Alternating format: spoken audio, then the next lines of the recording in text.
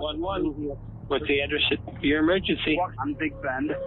That's a dead end just south of Rivera. And he came upon a 12-year-old female. She appears to be... On May 31st, 2014, at the state park of Waukesha, Wisconsin, Anissa Weier and Morgan Geyser inflicted 19 wounds with sharp object to their classmate and best friend, Peyton Leutner. The suspects lured the victim into the woods. All three of the girls are 12 years old. What were you trying to do with her when you stabbed her? Kill her. I don't know why it was necessary that it was her, but it seemed very necessary. Through the interrogation, we will learn how the events of that day transpired. Anissa and Morgan will answer all the questions with an unparalleled coolness that will make the detectives wonder how mentally healthy they are. Did you feel bad? That is one of your best friends. I thought about it, but then I decided that worse would get me nowhere. Please don't cut off my head. Why would they do something like that to their best friend? Where did they get such an aberrant idea when they were just kids? She told me we had to. Why? Because she said that he'd families. Who's he? A man. This is the creepy story of two friends with such a bizarre obsession for a character that it would lead them to commit a macabre act at the tender age of 12.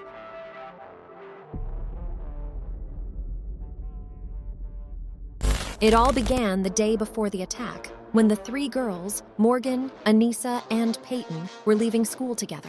The latter would be the victim of the attack, whom the friends refer to in the interrogation as Bella. They went to Morgan Geyser's house to celebrate her birthday and have a sleepover. The night would go off without a hitch, full of games and laughter among the three of them. The strange events would begin the next morning, on May 31st, 2014. Anissa and I woke up at like 5:30 in the morning. And it was before Bella. And we played dress up. Bella was changing into the pink dress. We kind of whispered, talked about it for like 3 seconds. Sure. Whispered. We're going to do it today at the park. That's what Morgan said. They just wanted to go on a walk, and I didn't think much of it. It's just a walk. It's in Waukesha. Like, what bad stuff happens in Waukesha, Wisconsin? But Peyton was dead wrong. Unbeknownst to her, going to the park was a death trap that had been planned long ago. Morgan and Anissa proposed playing hide and seek. As Morgan counted behind a tree, Anissa and Peyton ran to hide. Anissa told me to lie on the ground and like cover myself in like sticks and leaves and stuff, but it was really just a trick. And why did you want her to lay down in the dirt? So that I could sit on her chest so that I could pin her down and get it done and over with, and then we could leave. You were going to pin her down? Mm-hmm. Morgan told me to pin her down. I was standing right here. I pushed her over. Okay. So like, she's like there now. Okay. And then I sit right here on her hip while she's like that. Okay. And then she started complaining that she couldn't breathe, so I got off of her because she was making a lot of noise. Okay. Okay. And what happened next? And I told Morgan that she's not laying down, and then she said, tackle her and I'll stab her. The plan wasn't going the way they had thought it would, so this would lead them to improvise. Morgan had stashed a sharp kitchen gadget in her purse. Now there was no turning back. They would want to commit the crime at any cost. And then she jumped on Bella, and she held her to the floor, and then we stabbed her. She said I trusted you, and she said I hate you, and she kept whispering, I can't see, over and over and over and over again. I can still hear it. And then she started crying with no tears, but you could hear her cry. And then What were you guys doing, watching her? we were like slowly backing away. Like she couldn't see us, so we took the opportunity to run. I didn't feel anything, because my body was in shock. So they told me to lay down, you'll lose blood slower. Like, we're gonna go get help. Sorry, you're gonna go get help. Did you want to actually get help? I kind of wanted to, but I knew Morgan wouldn't want me to. But the plan was for a while. Miraculously, despite the abandonment of her friends, Peyton managed to crawl out of the trees to make herself more visible. And her survival strategy paid off since she was soon found by a cyclist, who immediately called 911. She was immediately rushed to Waukesha Hospital, where she was rushed to the operating room. The surgery lasted 6 hours, as she had 19 wounds which caused external and internal damage.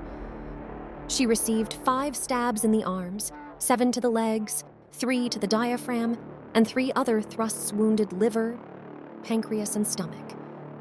The most dangerous was one that passed less than a millimeter from the coronary artery, which, if successful, would have ended Peyton's life in minutes. I said, "You're gonna be okay. It's gonna be fine." But I could see that she was covered. Her arms and her legs and her abdomen, they were covered in stab wounds. As Peyton fought for her life, Morgan and Anissa began walking away from the crime scene. They went to a nearby supermarket to clean off the blood, drink some water, and continue their escape along the route that would take them away from home forever. It was about 2:53 in the afternoon. I had gotten a message that the sheriff's department had located the girls on the site of I-94. They were sitting on the side of the freeway. Morgan seemed like she was very calm, very relaxed. I mean, she's at a police department and she's covered in blood. And this is like a normal day for her. Don't you feel bad? That is your best friend.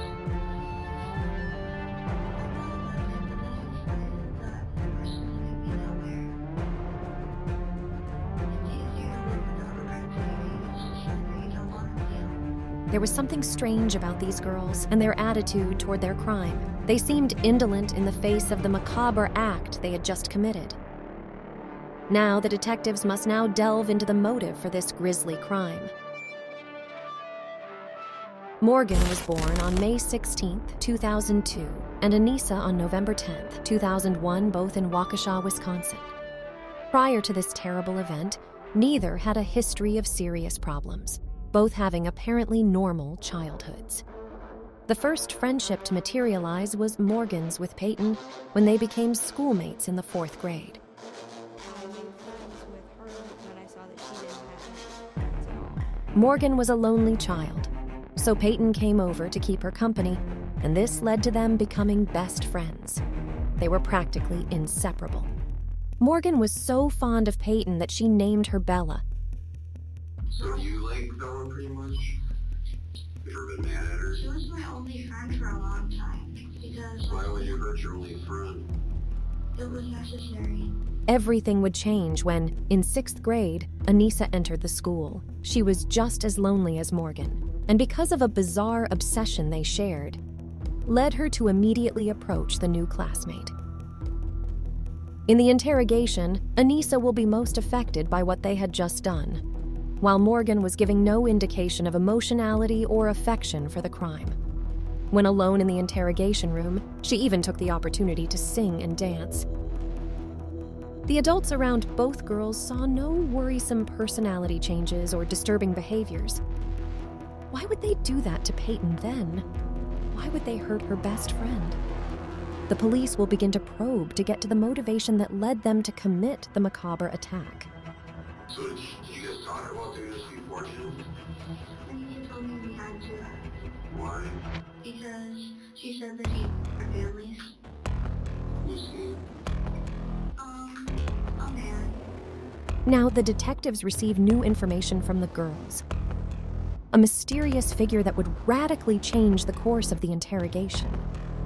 And who will be responsible for the delusional acts of both girls? Anissa and Morgan spent a lot of time together because they shared a strange interest in common: a fascination with a fictional character, something Peyton never felt interested in. They will develop such an obsession that they will believe the character was real.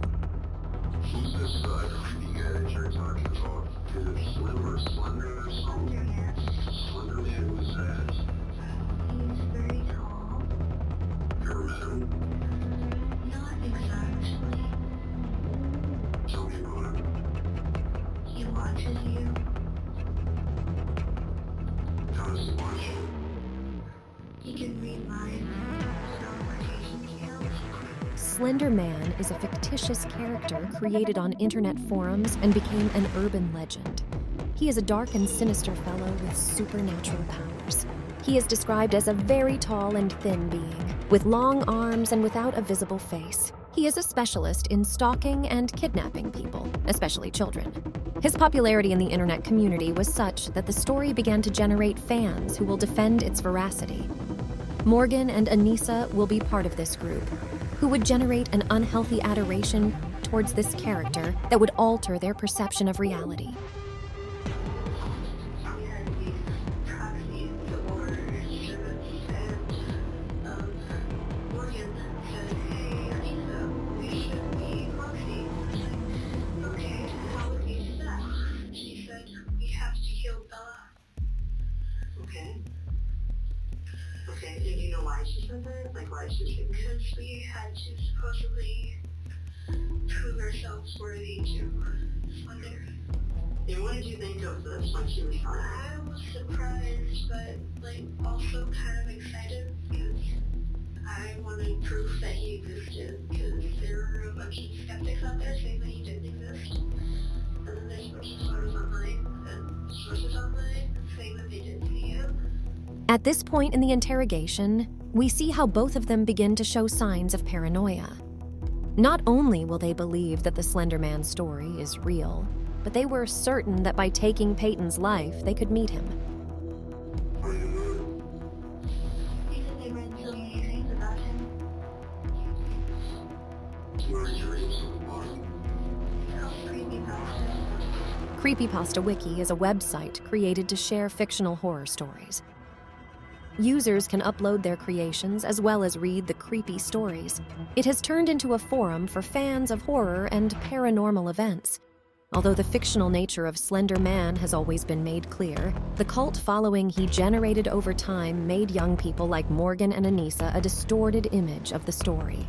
Both spent hours consuming information about Slender Man, becoming more and more into a content that would leave them completely obsessed with the character.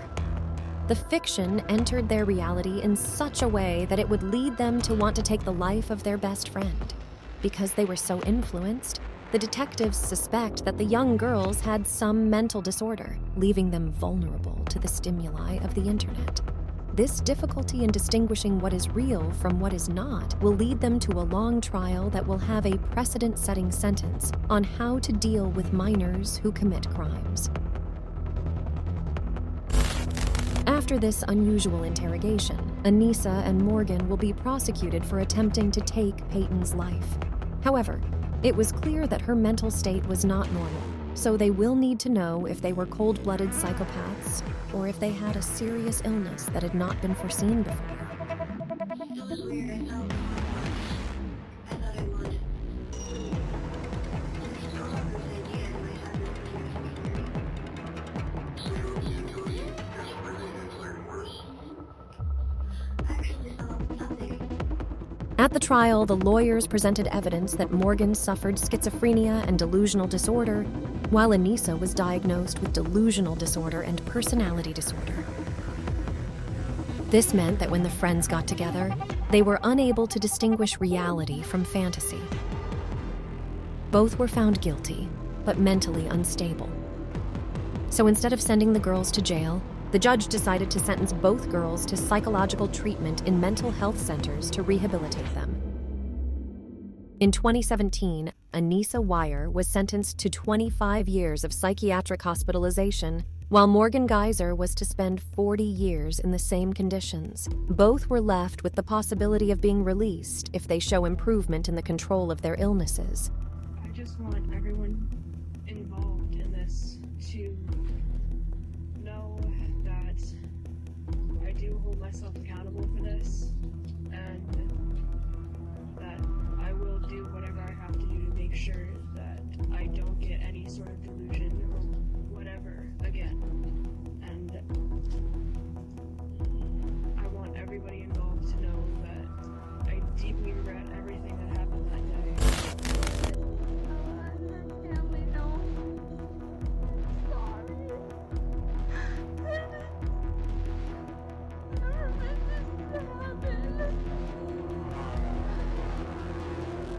In 2021, Anissa managed to be released, being constantly monitored and with a strong control on her medication. She is now of legal age and has the opportunity to have a life of freedom and a fresh start. Although Morgan has not yet been released, her case is constantly being reviewed. Her story will be an example of the dangers of the internet and the messages that are delivered to vulnerable minors that would lead them to commit crimes like the one committed by these girls, just 12 years old.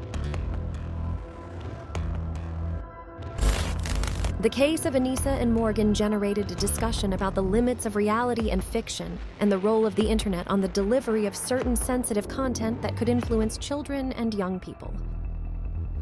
From what I read of like possibly it speaks to people when they're either asleep or unconscious, and it's also easier if you do not open your eyes. I asked someone if she could like put herself to sleep because like when you look into a person's eyes, you can see yourself.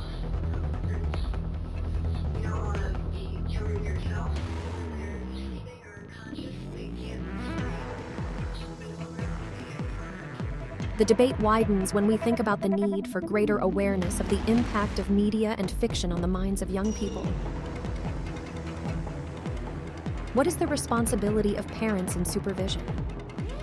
What measures should the media and social networks take to avoid distorting the minds of young people? How can we protect children and adolescents on the vast and infinite world of the internet?